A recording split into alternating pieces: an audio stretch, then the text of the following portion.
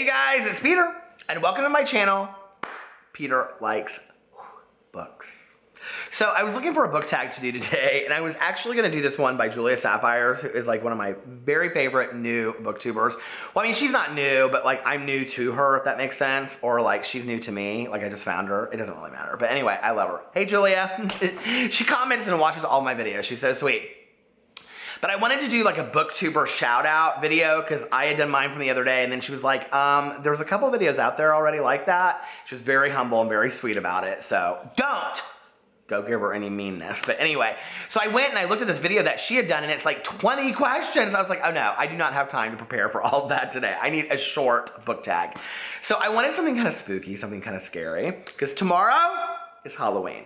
And so I found the American Horror Story book tag, and I was like, oh my God, I'm like a huge American Horror Story fan. So anyway, it is only like 6 questions. Well, I mean, it's like one for every season. Oh, I love that so much. And it is created by Brooke at As Read by Brooke. So the video is really cute. Go check it out. And I will link her channel, the original video below. You should always link the original tag creators, not the one you got it from. I mean, if you want to do that too, that's nice and all that. But I have a real pet peeve when you go and watch a tag video, and especially if it's like a larger like YouTuber and they don't link the original creator, Jesse the Reader. So anyway, I just want to put that 2 cents out there. I think that we should be giving credit where credit's due to the original creator of the tag. So this one goes out there to Brooke, as read by Brooke. Subscribe, I'll subscribe to her right now. So anyway, oh, I just subscribed to my other channel, not my BookTube channel. But anyway, number 1, Murder House, a book series whose first book really sucked you in. Okay, well, I was a huge fan, I mean, I loved it so much, of The Fifth Wave by Rick Yancey. But the other 2, I read them because I wanted to find out what had happened, but I could barely get through them. I thought they were so bad. I thought like that book should have been a standalone. I've said it in a million videos, so I don't need to say it again. Anyway, so Fifth Wave by Rick Yancey. Asylum. Okay, so if you don't know the show, like these are each season. So Murder House was the first season, Asylum was the second season. My favorite was Coven. And actually this season, which one is it? Cult? It is like, she doesn't have Cult on here, but it is, when did she make this tag? Let's see, October 13th. Oh, she made it last year, so of course she wouldn't have, but it was current for last year. Roanoke's on here. Cult, American Horror Story is so violent. Okay. Number 2, Asylum, a book with aspects of mental health issues. Oh my, let's see. Well, I talk a lot about this on my channel, but I'm a recovering alcoholic and addict. I've been sober for 22 years and just short of 11 months. So my sobriety birthday is December 17th, 1994. I read a lot of recovery memoirs, and so I'm gonna pick a recovery memoir that's not fictional, that's nonfiction. And I cannot remember the author's name, but if you want to read, I used to always tell people to read Drinking a Love Story by Catherine Knopf. It's one of the most fantastic recovery memoirs ever. And then I also told people to read Dry by Guston Burroughs, which it's fantastic and very true to life. But the third one is one that I read last year, and I cannot remember who wrote it, but it's called Blackout, Remembering the Things I Drank to Forget, and it is phenomenal. I mean, it is probably the finest and most interesting recovery and addiction memoir that I've ever read. So it's called Blackout, Remembering the Things I Drank to Forget. It's so good. Okay, and let's see. Number 3, Coven, a book with witches or witchcraft in it. Oh, that's a good one. Let's see. Well, anything by, I don't really, I don't read a lot of books with witchcraft or witches in it. I mean, Harry Potter, that'll be my answer, Harry Potter. But I was thinking about this the other day because I used to read a lot by Hoffman, Alice Hoffman, Practical Magic, and I've read like 5 or 6 of her books, and she used to have such a huge impact on me, and I don't know why, but I just kind of stopped reading her stuff over time. And I mentioned her in a video not too long ago, and somebody said that they still read her and that she's still fantastic. So I need to go check out like Alice Hoffman's new book, or newest book, and see what I think of it. Do you read Alice Hoffman?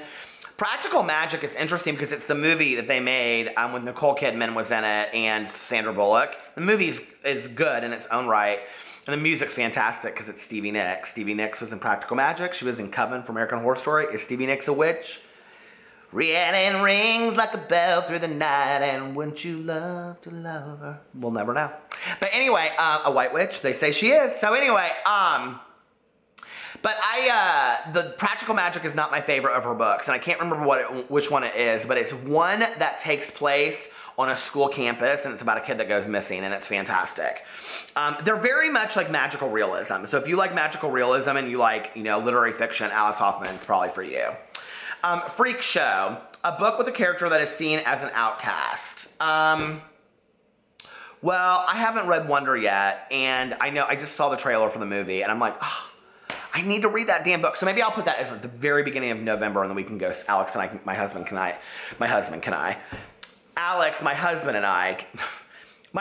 maybe we can go see that damn movie if I read the book first. So anyway, what is Ramona Blue by Julie Murphy. I love that book so much. She is an outcast just because of like who she is in her town and her hair and things like that. I typically like to read books about outcasts that are outcasts because of their, not so much because of like physical issues that they have, but more because of like who they are in that town, things like that. Like that's very like interesting to me from like, a sociological point of view. I love reading books like that, whether they're young adult or, for adults. So, Hotel, a book where the setting plays a critical role in the story. Oh my, okay, well Hell House by Richard Matheson. I just finished it. I don't know that I would recommend it or not. I don't really know what to think of the book. It's about three psychics, and one of them is, the fourth person is the wife of the one psychic, and they go to, I'm kind of like really dumbing it down. It's really two psychics, a scientist, and his wife. And they go to this haunted house, and they have to decide whether or not it's really truly haunted or not. The book is extremely violent. It's very sexual. I did not expect that. And vulgar. And very, it was written in 1971. It's very degrading to women. And I didn't expect that going into it. So, I just kind of thought it would be a scary novel. So that would be the one that I would pick, but I don't know that I would recommend it. If you like scary books, you should try it, but be very open-minded going into it because it's not what you're going to think it is. And then Roanoke, a book with a unique writing style that you loved. I love every one of Ellen Hopkins' books. She's one of my top 5 all-time favorite authors. I had the honor of interviewing her. She's absolutely fantastic. She's exactly in real life like she is like in her books. She has a real grasp of how teenagers and young people talk. She really understands addiction and recovery. Her books are fantastic. If you have never read an Ellen Hopkins book, do yourself a favor. They're like that thick, but they're written in like what looks like poetry prose, but it's not poetry. They're just stagnated like that. You can literally read a book of hers in like a day or two. They're so fantastic.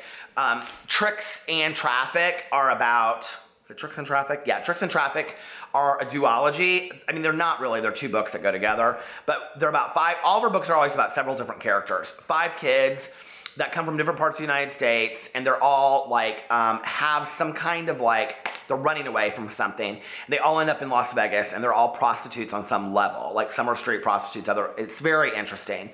And then Glass, Smoke, and I can't remember what there's like another one in there, Glass, Smoke.